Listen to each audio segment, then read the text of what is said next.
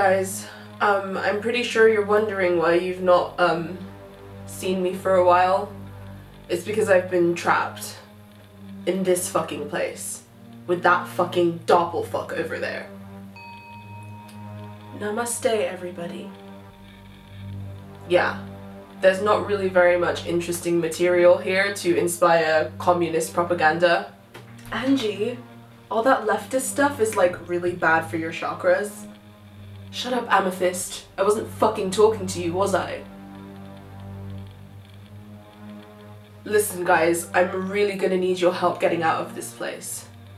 After 3, I'm gonna ask you to shut your eyes and please just send positive vibes, okay? So 1, 2, 3. Sending positive vibes.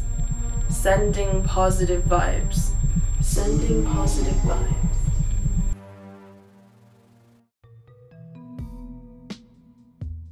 Hello, my name's Agent Violet Cooper, and I just received your distress signal here in the White Lodge.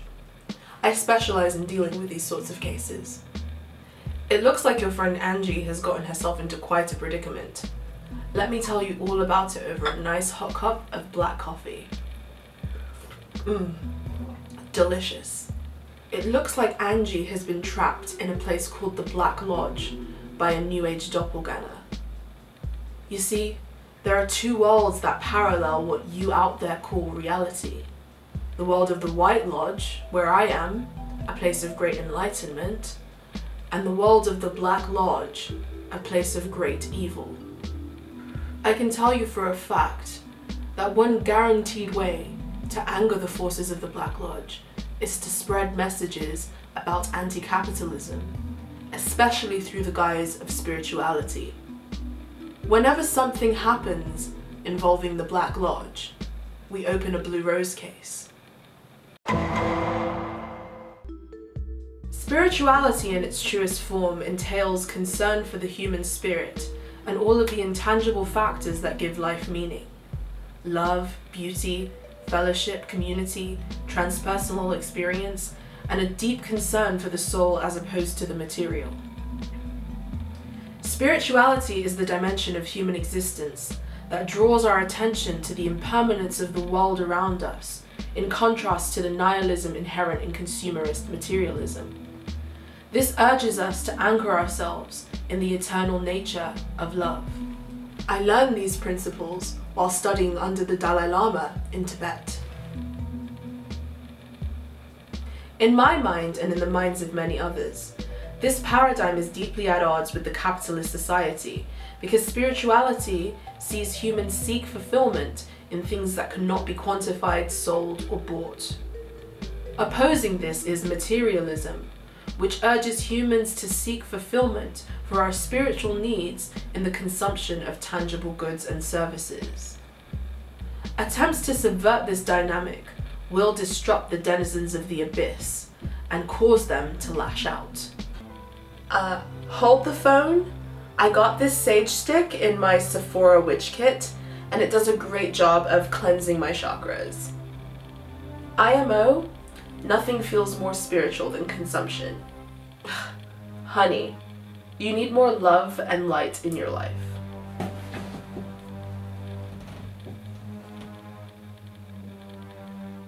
Recuperation might just be the worst thing to ever escape from the Black Lodge. Maybe ever.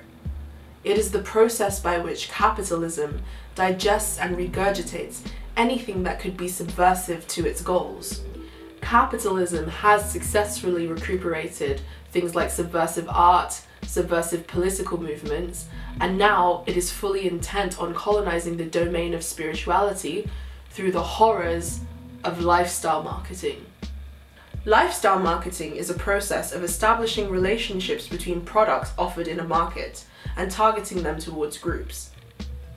It involves cultivating a demographic through their activities, interests, and opinions. The domain of spirituality is not exempt to this process. Just take a look at Instagram under the hashtag spirituality list. Wellness culture, positivity culture, whatever the hell Gwyneth Paltrow is selling. A new market of consumers waiting to have their desires for self-actualizations exploited for profit. It is the ultimate capitalist magic trick. It shifts our spiritual focus away from the intangible joys of the White Lodge to the base consumer impulses of the Black Lodge. This creates a malignant false association between spiritual fulfillment and tangible consumer goods. Is it even possible to reach enlightenment without a Lululemon yoga mat? Well worth the $50 price tag if you ask me. You need to be able to treat yourself like the queen you are. Ever since I started consuming more mindfully, my life pretty much improved overnight. You know, you really ought to try it, Angie. Yeah, well, I'm broke, so I guess no enlightenment for me. Also, why should I take lifestyle advice from you? You're pretty much a demon. Yikes, hun. The term demon is actually super problematic. Fiendish spirit is the preferred term. What Angie doesn't know is that by challenging capitalism through spiritual means, she's opened up a door, one she is neither equipped to cross or close. This is why I quit the FBI, went rogue, and made it my business to stop more evil from escaping from the Black Lodge. Spirituality is one of the last domains that can truly pose a threat to capitalism because of its emphasis on the intangible. If we allow the ephemeral to be overtaken, I fear that we are truly doomed as a species. The force that we call capitalism knows how to inoculate itself, and it presents us with images. These images coalesce into a mirror world, where the representation of things matters more than the actual essence of these things in real life. The place we see in this dark mirror is in fact the Black Lodge. There have been many agents throughout history that have attempted to alert humanity to these phenomena. Men like Special Agent Guy Debord, a philosopher and academic, and Blue Rose veteran investigator. The first phase of the domination of the economy over social life brought into the definition of all human realization the obvious degradation of being into having. The present phase of the total occupation of social life by the accumulated results of the economy leads to a generalized sliding of having into appearing, from which all having must draw its immediate prestige and its ultimate function. At the same time, all individual reality has become social reality, directly dependent on social power and shaped by it. It is allowed to appear only to the extent that it is not. Special Agent Debord was lost many years ago. Excuse me for a moment of silence and libation for the fallen. Bringing attention to the mechanisms of capitalism is no easy feat. He tried to warn us about the dangers of the spectacle and the way that having the appearance of something has become more meaningful than actually being. We see this phenomenon in the way that wellness culture has been extracted from both the spiritual and scientific traditions and moved into the realm of consumption and profit. Wellness in the descriptive sense means being well, whereas the spectacle of participating in wellness culture creates the effect of appearing to have wellness, owning and consuming wellness rather than feeling well. This is how the Black Lodge creates the spectacle. It suffocates the internal essence and covers it with the external signifier.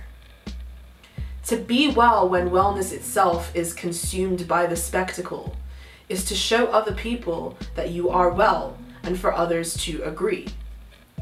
Outside of the spectacle, in the world of the White Lodge, the place where things are their true essence, being well is not something that you are told. Wellness is not externally validated. It is something you simply are. It is being in its most pure, uncontaminated form. Traditionally, spiritual practices grew around psychological well-being and health. Ascetics employed techniques to find wellness through traditions like yoga, meditation, vows of silence, and even fasting. rejecting the material even as far as not consuming food and conversations. These ascetics are people who renounced everything worldly in search of enlightenment. The traditional spiritual practice of abandoning the limitations of material existence in order to seek higher truths has been perverted into the idea that one can buy their way to higher truths. Wellness is now adopted as a means of a profitable end, rather than an end in and of itself. Corporate culture often incorporates things like mindfulness and healthfulness to focus workers at their job. When perverted in this way, they work hand in hand to channel the alienation felt by workers.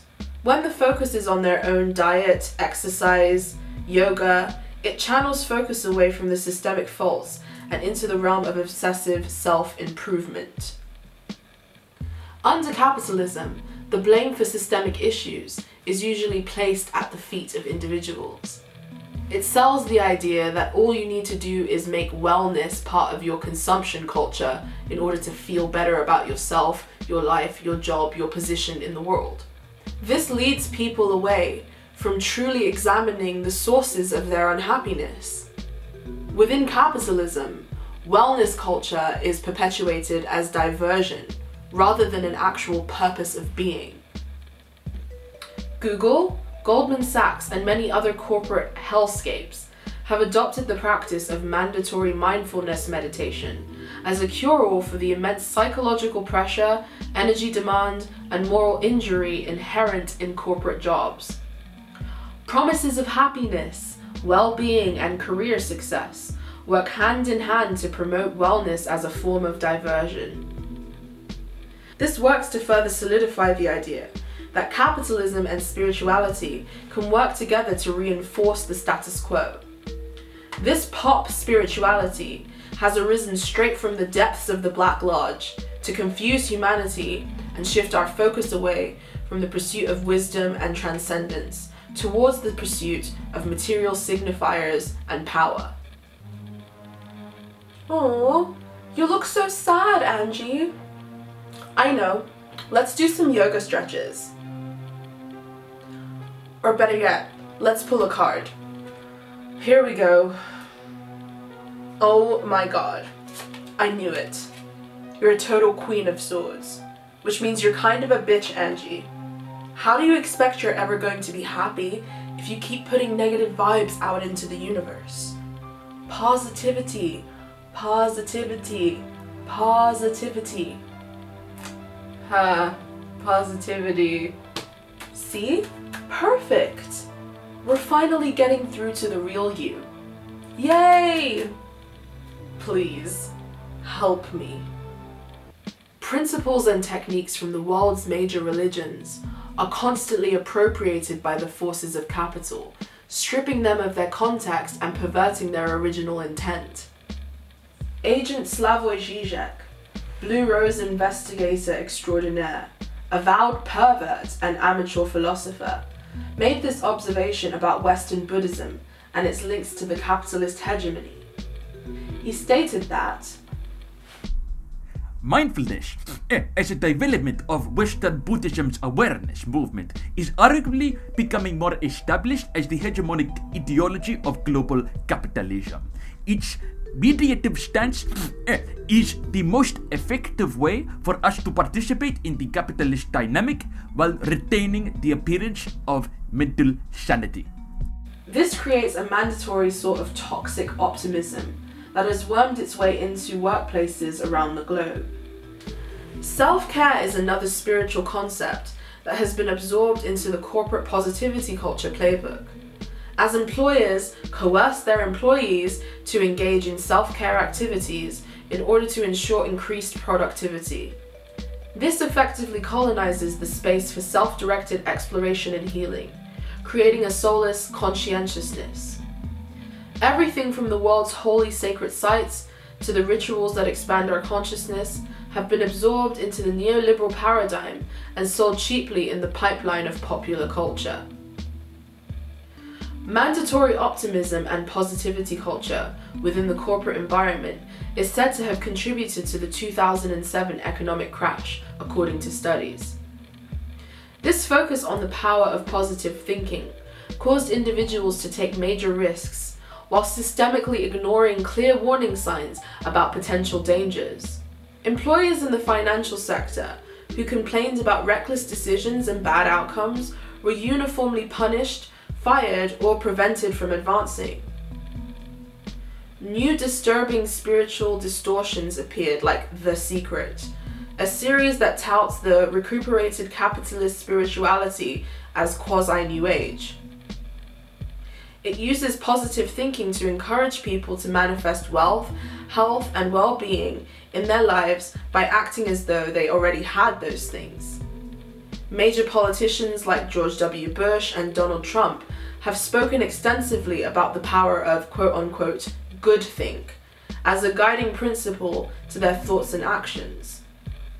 This kind of delusional and toxic optimism can be incredibly corrosive in our society.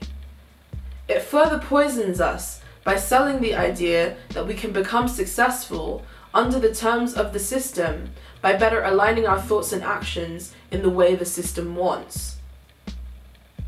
It wants to hide the fact that we can find genuine empowerment through self-directed actualization. This is especially vulgar under capitalism, in which your ability to receive the benefits of positive thinking is directly related to the capital that you were endowed with at birth. This all creates the impulse to avoid thinking about structural problems critically. A fiercely individualistic outlook is in high demand in the logic of the market. This logic has worked its way into almost every single area of the human experience under neoliberalism. Spirituality has become yet another domain for the free market to colonize, bringing its brutal logic to settle in this unknown territory. The abyss of modern life, the nihilistic void of meaning that lies at the center of the Black Unholy Lodge. It preys on our vulnerabilities and insecurities in order to trap us in a world of meaningless signifiers, images, and diversions. Are you like happy, Angie? What? I mean like general life satisfaction. My cards tell me that you're kind of a miserable person. Look at all this negative energy. I mean, who's to say what happiness is anyway? It's pretty ephemeral. Wrong. There are ways for you to improve your life, Angie. You just need to realize that the biggest obstacle between you and your happiness is you. Not the struggle against capitalism or any of that crap. Gosh, Angie, stop copping out and learn how to take personal responsibility. I don't know, maybe you're right. You need to get like me. You need to stop being so stingy with your money and start living your hashtag best life so that you can find hashtag inner peace.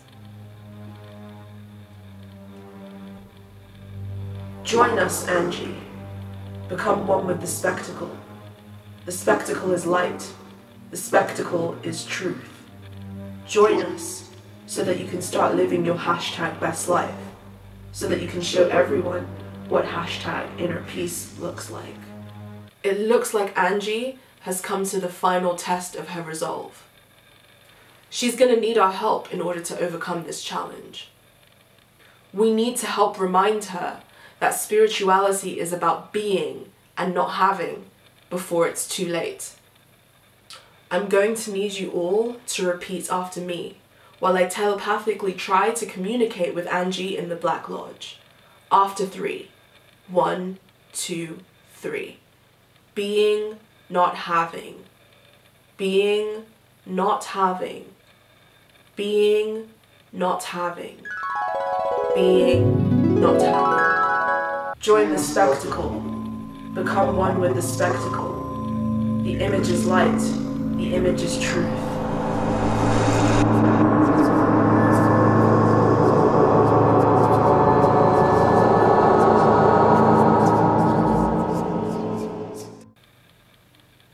Wait a second. The image is not life.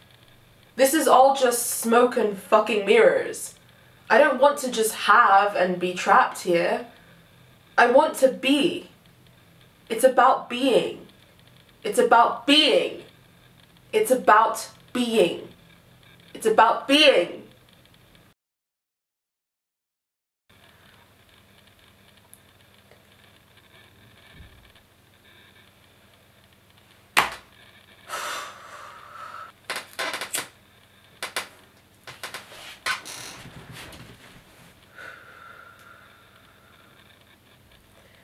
It's about being.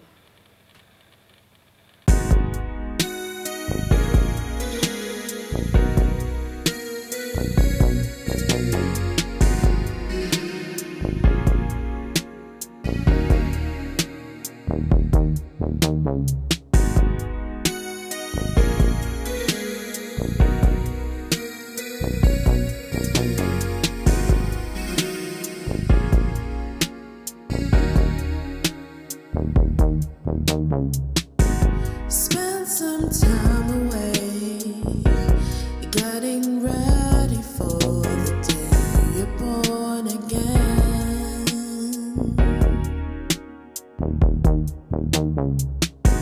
Spend some time alone, understand that soon you run with better men.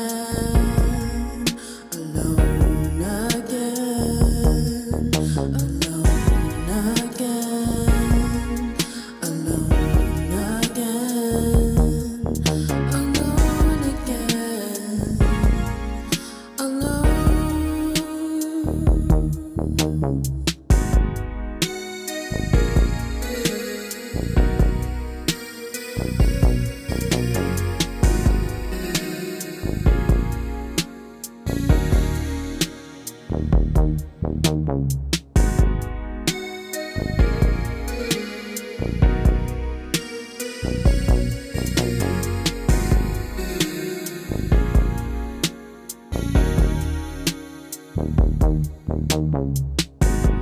No use looking out, it's within that brings that lonely feeling.